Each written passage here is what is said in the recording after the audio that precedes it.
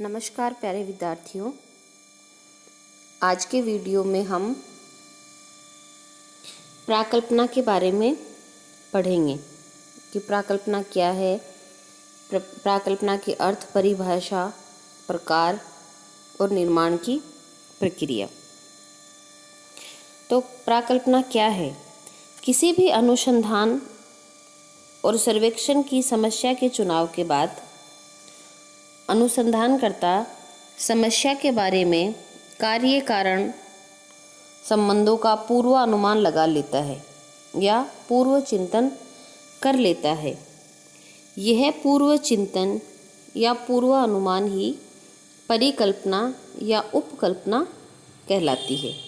परि मतलब पहले से और कल्पना मतलब कोई भी एक इमेजिनेशन, कोई भी एक कल्पना, यानी पहले से किसी भी परिणाम के आने से पहले उसकी कल्पना करना परिकल्पना कहलाती है। फॉर एग्जाम्पल, अगर हम भारत में बढ़ती हुई अपराध प्रवृत्ति की समस्या का अध्ययन करना चाहते हैं तो इस समस्या के कार्य कारण संबंधों के बारे में हम सामान्य ज्ञान एवं अनुभव के आधार पर ये अनुमान लगाते हैं कि निर्धनता ही बढ़ती हुई अपराध प्रवृत्ति के लिए प्रमुख कारण है। हमारा यह कथन ही हमारे अध्ययन की विषय की प्राकल्पना कहलाएगी। अर्थात अगर हम किसी समस्या का चुनाव कर लेते हैं और उसके बाद में उसके कार्य कारण की कल्पना करके उसकी सत्यता और असत्यता की जांच करते हैं, यही हमारा अनुसंधान का टॉपिक बन जाता है और इसे ही हम फिर सिद्ध करते हैं कि ये किस हद तक सही है और किस हद तक गलत है। तो अभी हम प्राकल्पना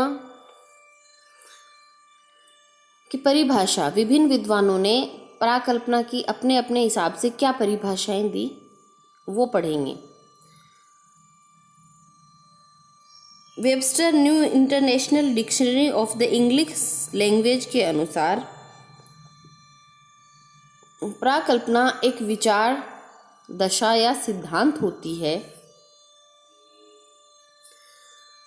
जो कि संभवतः बिना किसी विश्वास के मान ली जाती है, जिससे कि उसके तार्किक परिणाम निकाले जा सके और ज्ञात या निर्धारित किए जाने वाले तथ्यों की सहायता से इस विचार की सत्यता की जांच की जा सके। इसी प्रकार गुडे एवं हॉट ने बताया कि प्राकल्पना एक ऐसी मान्यता है जिसकी सत्यता सिद्ध करने के लिए उसका परीक्षण किया जा सकता है। अभी हमने पढ़ा था कि परिकल्पना एक विचार है या किसी भी समस्या का एक कार्य कारण की परिकल्पना है जिसकी सत्यता और असत्यता हमें सिद्ध करनी होती है अनुसंधान के द्वारा। तो वही बात गुडे एवं होट ने कही है कि प्राकल्पना एक ऐसी मान्यता होती है जिसकी सत्यता सिद्ध करने के लिए उसका परीक्षण किया जा सकता है। इसी प्रकार पी.वी. यंग जो विद्वान हुए हैं, उन्होंने कहा है कि एक कार्यवाहक विचार जो उपयोगी खोज का आधार बनता है, कार्यवाहक प्राकल्पना माना जाता है। अर्थात एक विचार किसी भी समस्या, किसी भी अनुसंधान कर्ता के लिए, अनुसंधान करने वाली समस्या के लिए जो एक विचार बनता है वो प्राकल्पना माना जाता है।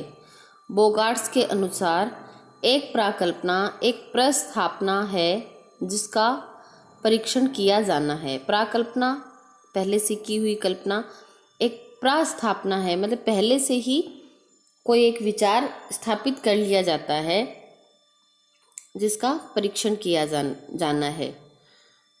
इसी प्रकार पीटर एच मन के शब्दों में प्राकल्पना एक काम चलाऊ अनुमान है। इसी प्रकार टाउनसेंड के अनुसार प्राकल्पना अनुसंधान की समस्या के लिए सुझाया गया उत्तर है। मतलब फॉर एग्ज़ाम्पल, हम भारत में बढ़ती हुई अपराध प्रवृत्ति का अनुसंधान करते हैं कि भारत में अपराध प्रवृत्ति क्यों बढ़ रही है। तो इसके लिए हमने एक विचार किया कि शायद भारत में अपराध प्रवृत्ति इसलिए बढ़ रही है क्योंकि यहाँ गरीबी, बेरोजगारी बढ़ रही है। ये हमने एक परिकल्पना बना ली। अब ये परिकल्पना, हमारा ये विचार, हमारी ये परिकल्पना सत्य है कि असत्य है, इसकी जांच करने के लिए हम कोई एक विशेष क्षेत्र में जहाँ पे भारत में अपराध प्रवृत्ति अत्यधिक बढ़ रही है, उस क्षेत्र में जाके हम अनुसंधान करेंगे, उस समस्या का कार्य कारण पता लगाएंगे और हमें पता चलता है कि हाँ, हमारा जो विचार था कि शायद बेरोजगारी और गरीबी बढ़ने की वजह से अपराध प्रवृत्ति बढ़ रही है, अगर यही कारण हमें मिलता है तो हमारी परिकल्पना सत्य है। हमारी परिकल्पना का जो कथन है वो सत्य है कि हाँ, भारत में बढ़ती हुई अपराध प्रवृत्ति के पीछे बेरोजगारी और गरीबी की समस्या है। और अगर मान लो किसी बढ़ते हुए अपराध प्रवृत्ति वाले क्षेत्र में हम जाके अनुसंधान करते हैं और हमें पता चलता है कि यहाँ कोई और ही कारण है अपराध बढ़ने का, ना कि बेरोजगारी और गरीबी है। उस जगह पे गरीबी नहीं है, लोगों के पास अच्छे खासे संसाधन हैं, अच्छा उनका जीवन स्तर है, गरीबी वाली कोई बात नहीं है, तो हमारी ये जो परिकल्पना जो है या हमारा ये जो पहले से बनाया हुआ एक विचार है, ये असत्य साबित हो जाएगा कि नहीं, हाँ, भारत में अपराध प्रवृत्ति बढ़ने का कारण बेरोजगारी और गरीबी तो नहीं है। तो इसकी ये एक काम चलाऊ अनुमान है। मतलब हम किसी भी समस्या के बारे में, उसके कार्य कारणों के बारे में पहले से एक अनुमान लगाते हैं और फिर हमारा वो अनुमान किस हद तक सत्य है और किस हद तक असत्य है, ये हम अनुसंधान के द्वारा पता लगाते हैं। इसी प्रकार से M.H. गोपाल के अनुसार यह ज्ञात एवं प्राप्त तथ्यों के सामान्य अवलोकन पर आधारित एक कार्यकारी अस्थायी उपचार अथवा हल होती है, जो कि कुछ विशेष घटनाओं को समझने व अन्य खोज में मार्गदर्शन के लिए अपनाई जाती है। कि हम एक अनुमान लगाते हैं और फिर इसकी सत्यता और असत्यता की जांच करते हैं, तो ये एक मार्गदर्शन का काम करती है।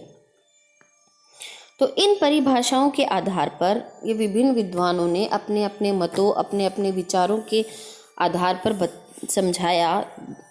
बताया कि प्राकल्पना ये है। तो इन परिभाषाओं के आधार पर ये स्पष्ट होता है कि प्राकल्पना एक ऐसा विचार, एक निष्कर्ष, एक कथन, एक सामान्यीकरण, अमूर्तीकरण, अनुमान या प्रस्थापना है जिसे अनुसंधानकर्ता अपने शोध की समस्या हेतु निर्मित करता है और उसके सत्यता की जांच करने के लिए आवश्यक सूचनाओं का संकलन करता है। ठीक है। एक प्राकल्पना विभिन्न चरों के बीच संबंधों को स्थापित करती है। प्राकल्पना सामाजिक अनुसंधान और खोज को आधार प्रदान करती है, नवीन ज्ञान प्राप्ति की प्रेरणा प्रदान करती है। प्राकल्पना की तुलना एक एग्जाम्पल के तौर पे जैसे हम करते हैं कि प्राकल्पना की तुलना हम ध्रुव तारे या कुतुब उपनुमा से कर सकते हैं, जो अध्ययनकर्ता का मार्गदर्शन करती है, अर्थात उसे दिशा बताती है कि आपको इस दिशा में जाना है। प्राकल्पना के अभाव में अनुसंधान के क्षेत्र में हम एक भी कदम आगे नहीं बढ़ा सकते। प्राकल्पना अनुसंधानकर्ता को एक दिशा प्रदान करती है कि आपको अनुसंधान के लिए अब किस दिशा में कार्य करना है। प्राकल्पना के अभाव में अनुसंधानकर्ता अनुसंधान क्षेत्र में दिशाहीन रहता है। उम्मीद करती हूँ कि प्राकल्पना क्या है ये आपको समझ में आया और इसी क्रम में हम आगे अगले वीडियो में पढ़ेंगे। धन्यवाद।